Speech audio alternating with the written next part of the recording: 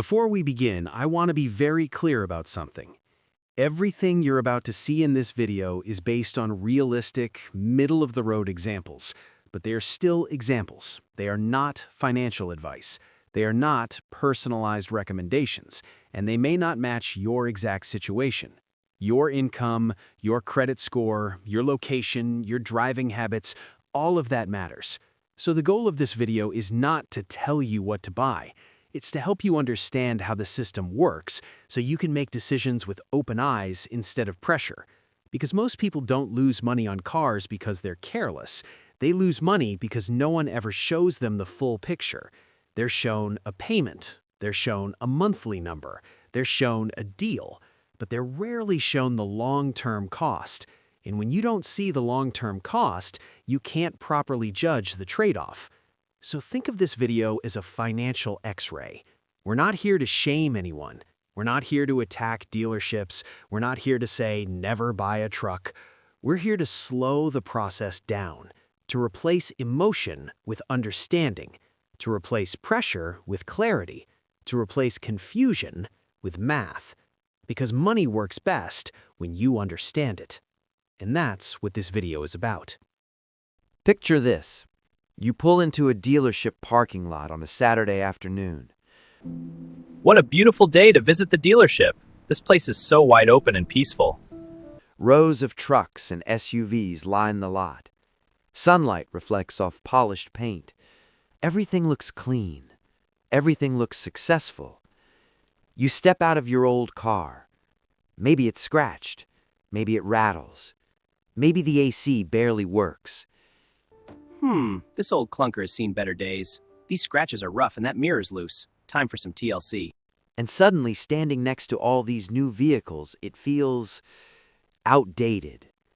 A salesperson greets you, offers you water, asks about your job, your family, your commute. Welcome. Let's find a car that fits your lifestyle. Great. I need something for work and family. We have options for that. Then you sit inside the truck. The door shuts with a solid sound. The seat adjusts automatically. All right, city traffic ahead. Let's keep it smooth. Dashboard's clear, ETA looking good. The screen lights up. Your phone connects instantly. The cabin is quiet, smooth, comfortable. For a moment, life feels organized, controlled, like you're finally on track. This is not an accident. Modern vehicles are designed to deliver emotional comfort before financial clarity. They are engineered to make you feel safe, capable, respected, successful. Not in a dishonest way, in a highly optimized way. Because cars today are not just transportation, they are identity products. They connect to how you see yourself. I'm reliable. I'm responsible. I've moved up. I'm doing well. That emotional story is powerful. And once your brain accepts that story, it becomes much harder to question the price, much harder to slow down, much harder to walk away. You're no longer just buying metal and rubber. You're buying a version of yourself. And that's where the real conversation begins. At some point in the conversation, something subtle happens. You ask a simple question. May I ask about the price? How much is this truck? And very often, you don't get a simple answer. Instead, you hear, so what kind of monthly payment are you comfortable with? It sounds helpful. It sounds reasonable. It feels like they're trying to work with you. But that one question quietly reframes the entire deal. This card shows your affordable monthly payment. I see, that looks very manageable. Exactly. Let's review the details. From how much am I paying in total to how much can I tolerate each month? Once that shift happens, your brain changes gears. You stop evaluating a purchase. You start evaluating a bill, like your phone, your internet, your streaming services. Monthly feels familiar. Monthly feels safe. And because it feels familiar, it feels smaller than it really is. Psychologists call this mental accounting. We naturally divide money into mental buckets: rent in one, groceries in another, subscriptions in another. And once a car payment goes into that monthly bills bucket, it loses its emotional weight. A $55,000 decision no longer feels like $55,000. It feels like about $800. And 800 sounds manageable, especially when it's framed as reliable, safe, and long-lasting. This system didn't appear by accident. As car prices rose faster than incomes, loan terms expanded. 5 years became 6. 6 became 7. 7 became 8. The product didn't get cheaper. Time just got longer. And slowly the question changed. Not, can I afford this car, but, can I survive this payment? When survival becomes the standard, value disappears. That's how car buying quietly became payment shopping. Not through pressure, through psychology. If you told someone in the early 2000s that the average car payment in America would one day exceed $700 a month, they would have laughed. Not because people were richer back then, but because that number would have sounded extreme, out of reach. Today, it barely raises eyebrows. For many people, $700 is no longer expensive, it's standard. And that shift didn't happen overnight. It happened slowly, one model year at a time, one price increase at a time, one longer loan at a time. Over the past 2 decades, vehicles became more complex: more screens, more sensors, more safety systems, more software. Each addition added cost. But wages didn't rise at the same pace, so instead of earning more, people financed longer. 5 years became 6, 6 became 7, 7 became 8. And as this became common, perception changed. People stopped comparing payments to the past. They compared them to each other. Coworkers, friends, neighbors, online posts. My payment is only $750. Under $800 is good now. When everyone pays the same range, it starts to feel normal. This is social normalization. If everyone is doing it, it feels safe, even when it isn't. Add inflation to that. Food, gas, and housing all got more expensive, so bigger numbers stopped feeling shocking. Then there's marketing.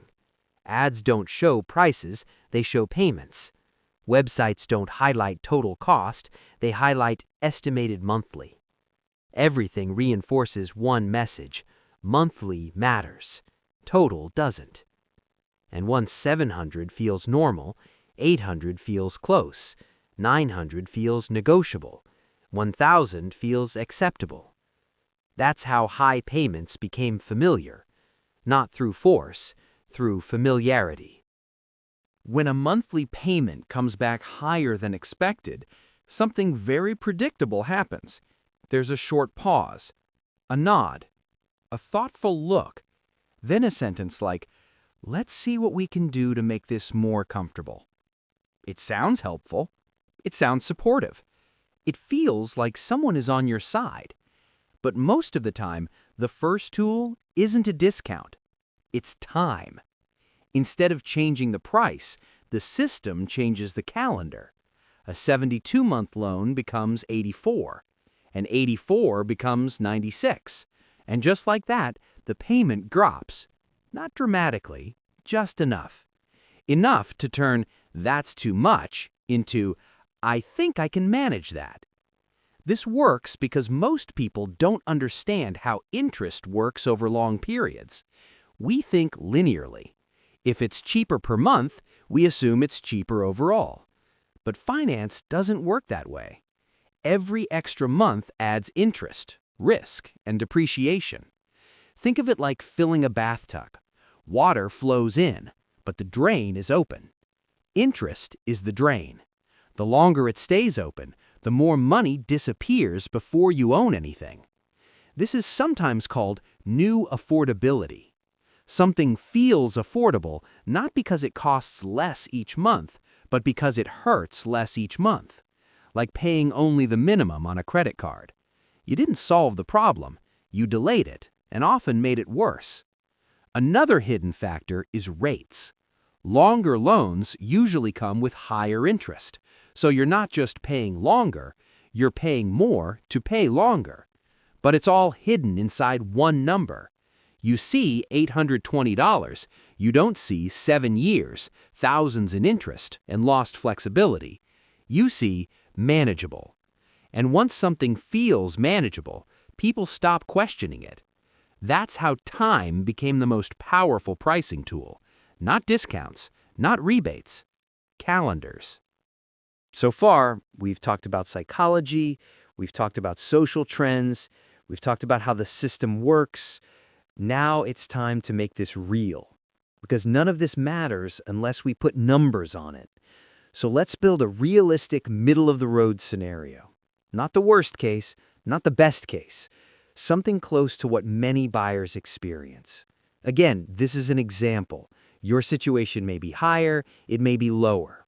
What matters is understanding the structure. Imagine someone shopping for a full-size pickup, a popular model. Not fully loaded, not bare bones. Sticker price, about $55,000. That's very common today for mid-level trims. Now assume they finance most of it, they choose a long term, they have decent, not perfect, credit. They use the truck daily. So the loan looks like this. Term, 84 months. APR, about 8%. That's not extreme. It reflects many real buyers. Now, driving habits. 15,000 miles per year, the national average. Fuel efficiency, about 18 miles per gallon. Real-world numbers, not ideal conditions. Gas, around $3.50 per gallon. Insurance, about $200 per month. Very common for newer trucks. So let's summarize. Price, $55,000. Term, 84 months. APR, 8%. Miles, 15,000 per year. MPG, 18. Gas, $350. Insurance, $200. Nothing extreme, nothing unrealistic. This is what normal looks like. And that's important, because later when you see the total cost, it might sound shocking. But this doesn't require bad decisions, just average ones. Average credit, average driving, average pricing, average terms. Now that we have the foundation, we can finally see what normal really costs over time. When most people think about interest, they see it as a small add-on, a fee, a surcharge, something extra. In reality, interest is the main event. It's the engine that determines how expensive your vehicle becomes. But most buyers never see it. They see one number, the monthly payment. Everything else is hidden inside it. So let's open it up. In our example, price is $55,000, term is 84 months, APR is 8%. That produces a payment of about $850 per month. Now here's what surprises most people. In the early years of a long loan, very little of that payment goes toward ownership. Most of it goes to interest. This happens because of amortization. Lenders collect most of their interest first, not at the end, at the beginning. So in year one, much of what you pay is like rent. You're paying to use money, not to eliminate it. Imagine making 12 payments. You've sent over $10,000. It feels responsible, but your balance barely moves. That's because interest came first. With long loans, this interest phase lasts for years. With shorter loans, you reach real ownership much faster. Now look at the total. Over 7 years, you'll likely pay around $75,000, about $55,000 principal, about $20,000 interest. That's not small. That's education, investments, security, redirected into borrowing costs. It gets worse. Longer loans usually carry higher rates. A short loan might be 4%, A long one might be 8%, so you pay more per dollar for longer. And it's all hidden. No separate bill, no warning, until you add it up and realize you paid for a second vehicle that you never drove. That's the power of interest, not through deception, through math. When people think about the cost of owning a truck, they usually think about two things: the price and the payment. That's it. Fuel rarely feels important enough to worry about. Why?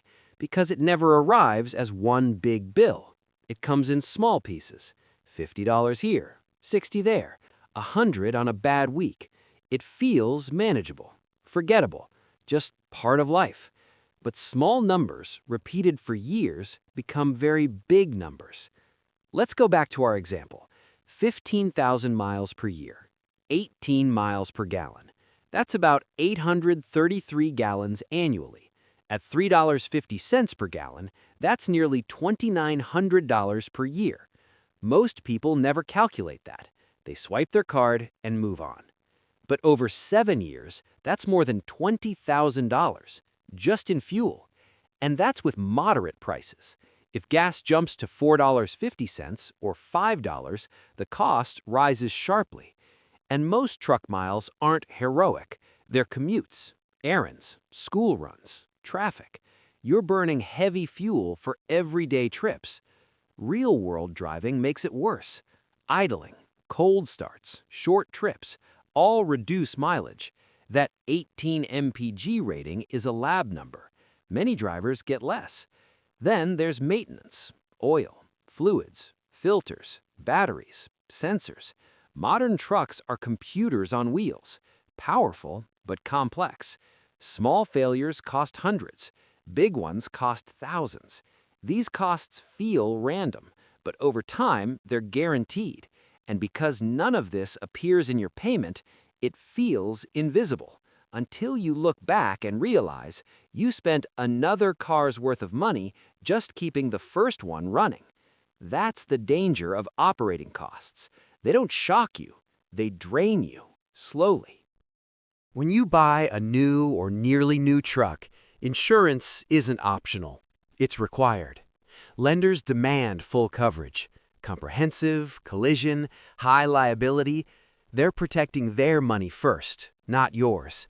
So even if you're a safe driver, even if you've never had an accident, even if you barely use the truck, you still pay every month. In our example, we assumed about $200 per month. For many drivers, it's higher, especially if you're under 30, live in a city, have recent claims, or live in high theft areas. That $200 can quickly become $250 or $300. Over 7 years, $200 per month equals $16,800. $250 per month equals $21,000. $300 per month equals $25,200. That's another used car, just for permission to drive. And you can't skip it. Miss payments and the lender steps in. Force place insurance, higher premiums, more fees. Then there are repairs. New trucks feel worry-free at first. Warranties cover problems, no stress. But warranties end, usually after 3 to 5 years. And that's when reality starts. Modern trucks are filled with cameras, sensors, computers, and screens. Great for safety, expensive to fix. A sensor can cost $1,000, a camera $800, a screen $2,000. These aren't rare anymore, they're normal. Tires, brakes, and suspension cost more too. Even small accidents bring deductibles and premium increases. And none of this appears on the worksheet. None of it shows in the payment. It arrives quietly, after the excitement fades. And once you're locked in, you pay. That's the hidden price of safety. It protects you, but it also taxes you every year. Every vehicle follows the same financial pattern. It doesn't matter if it's a truck, an SUV, a sedan, or a luxury car. The moment you drive it off the lot, it starts losing value. Immediately. Not slowly. Immediately. In many cases, a new vehicle loses 15 to 25% of its value in the first year alone. That's thousands of dollars gone, not because anything is wrong, but because it's no longer new. Now compare that to your loan. In the first year of a long-term loan, your balance barely moves. Most of your payment is going to interest. So two lines start moving in opposite directions. Your vehicle's value drops quickly. Your loan balance falls slowly. Early on, those lines cross. That crossing point is negative equity. You owe more than the vehicle is worth, and it happens faster than most people expect. With 7-year loans, many buyers are upside down within the first 2 years, sometimes sooner. Here's what makes it dangerous. You don't feel it. Your truck still works. Your payment still goes through. Life feels normal, so you assume everything is fine. But financially, you're underwater. If you try to sell, you need cash. If you trade, the loss gets rolled forward. If you lose income, the debt stays. Negative equity doesn't make noise. It creates vulnerability. It quietly removes options. And options are wealth. Flexibility is wealth. The ability to adapt is wealth. Negative equity takes that away. No warning letters, no alarms. It happens slowly, month by month, and by the time you notice, you're already deep inside the hole. On paper, a long car loan looks stable. You know the payment, you know the schedule, you know what's expected. It feels predictable, safe. But real life is not predictable. Life doesn't care about your payment plan. It changes, unexpectedly, sometimes gently, sometimes brutally. A job moves, a company restructures, a position disappears, a commute doubles, a city becomes too expensive, a family member gets sick, a relationship ends, a new relationship begins, a child arrives, a parent needs help. These are normal life events. They happen to everyone. And when they happen, flexibility matters. The ability to adapt matters. But negative equity removes that ability. Imagine this scenario. You've been paying on your truck for 2 years. You've done everything right. On time, every month, no missed payments. Then your company announces layoffs. You survive, but your hours get cut. Your income drops. Suddenly, that $850 payment feels heavy. You think, maybe I should downsize. So you check your loan balance, $42,000. You check the trade-in value, $34,000. You're $8,000 underwater. You can't sell, you can't trade, unless you bring cash you don't have. So you stay.